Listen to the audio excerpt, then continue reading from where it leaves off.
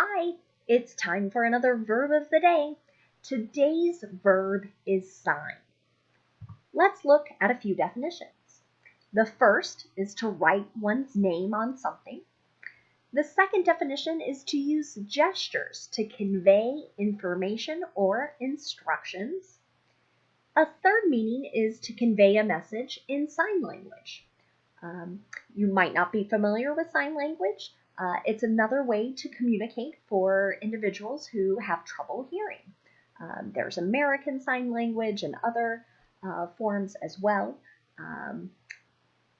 Sign is a regular verb. To make the progressive tense, all we need to do is add ing to the end. And to form the past tense and participle forms, all we need to do is add ed to the end. Because sign ends in a voiced sound, the ed is going to make a d sound. Signed.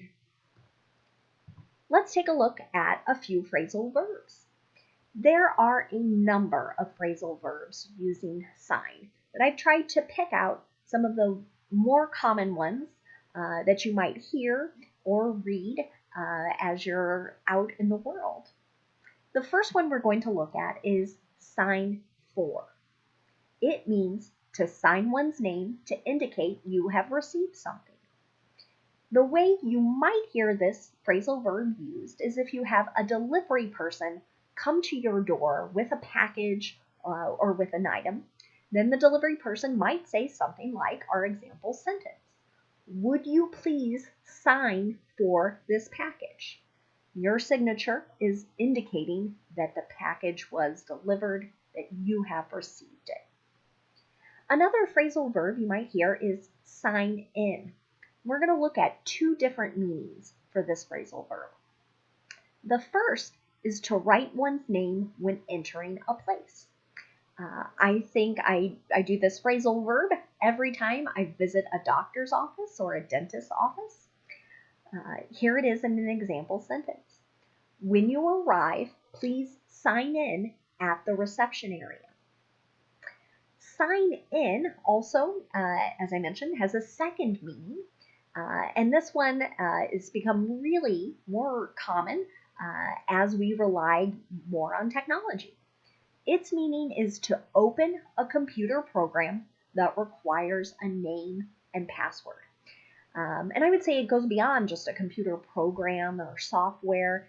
Now sometimes with apps on your cell phone, this is an important process. Okay?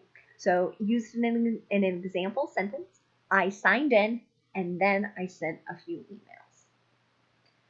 Another phrasal verb you may hear is sign off on, and it means to give official approval. Here it is in an example sentence. The manager signed off on the new plan. Another phrasal verb you might hear is sign out. This is going to be the opposite of the second sign in that we looked at. Okay? So sign out, we are exiting that computer program or a software app, what have you, that has where we had a username and password. Sometimes programs will also use phrases like log in, log out, sign in, sign out. In these instances, they mean the same thing. Here's sign out in an example sentence. You should sign out before you leave. Another phrasal verb you might hear is sign up. And this can have a couple fairly close meanings here. The first is to give your name to do something, or to subscribe. Here is it in an example sentence. I've signed up to be a volunteer at the festival. Today, let's look at using sign in the imperative, present perfect, and simple future. As a reminder, the imperative is what we use to give commands, to give instructions. These are sort of interesting sentences because the subject is implied. It's always you, and that could be you singular or you plural. So you're never going to see the name of a person in these examples.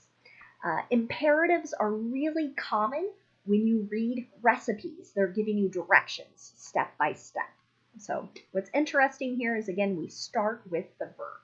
So as an affirmative imperative, here's an example. Sign her birthday card. Okay? We can always make imperatives a little more polite, a little kinder by adding the word please at the beginning. Please sign her card. Or we could move it to the end, sign her birthday card, please. Both of those would be okay. To make the negative in an imperative, we need to use don't. We're never going to use doesn't, again, because our subject here is always that implied you. Don't sign out of the program yet. Okay? We don't really have a question form for imperatives, so we won't make one of those. Instead, we'll move to present perfect.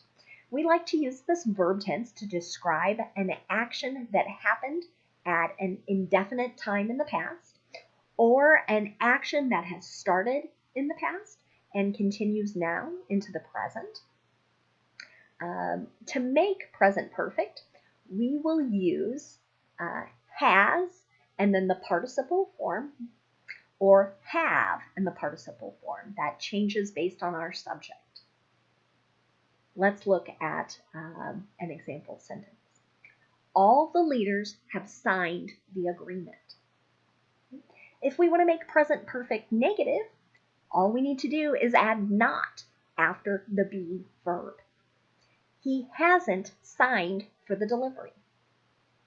And if we want to make a yes or no question in the present perfect, we're going to switch the order of have or has and our subject. Have you signed off on their vacation requests? Okay. Finally, we're going to look at future, simple future. And we're going to focus on making sentences with will today. The nice thing about using will is that it stays the same no matter what the subject is. So we're going to combine will and then our base verb to make the simple future here. Many people will sign up for unemployment benefits in the next few weeks. This is a sad truth about the current state of our world. With the pandemic ongoing, many people are unable to work, or many businesses are unable to pay their employees. To make negative simple future, all we need to do is add not after will.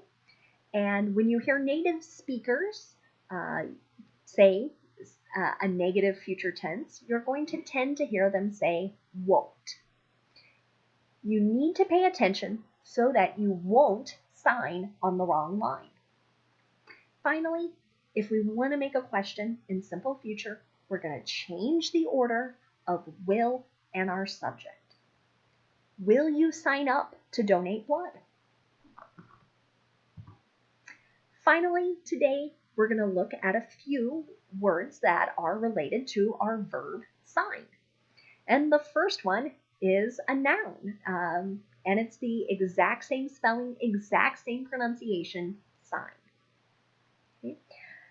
There are several meanings for this particular noun. I'm going to focus on two that I think are more common, that you're more likely to hear. The first is a board, a placard, something like that, that's displayed in public, inscribed, which really just means written with words or designs, and their purpose is to inform or warn or convey some sort of information. Okay? So here's an example of that first meaning. The sign says, no pets allowed. Okay? That sign is conveying information. Okay? A second noun or meaning for the noun sign is a gesture or motion. Here it is in an example sentence. She gave me the sign to leave. Right? So I might have just been something indicating it's time to go. Another noun related to our verb is signature. This is a person's name or a mark representing it. Here it is used in a sentence. Did you get the Olympian signature? Another word you might hear or see, particularly when you're at the bank, is signatory. This is a person or a group that has signed agreement or has the ability to represent an organization. So here it is in a sentence. There are two signatories on our bank account. So there are two people that can sign, could deposit money, or could write a check from that particular account. The final word we're going to look at today is unsigned. It's an adjective. And from the UN prefix, you can probably tell that this is something that has not been identified or not authorized by a signature. So it is missing a signature. Here it is in a sentence. He gave us an unsigned check. Thank you so much for watching today's video. I hope you'll give the verb sign some practice in your speaking or writing this week. Feel free to make your own sample sentences in the comments, and I'll offer you some feedback as well. Have a wonderful day.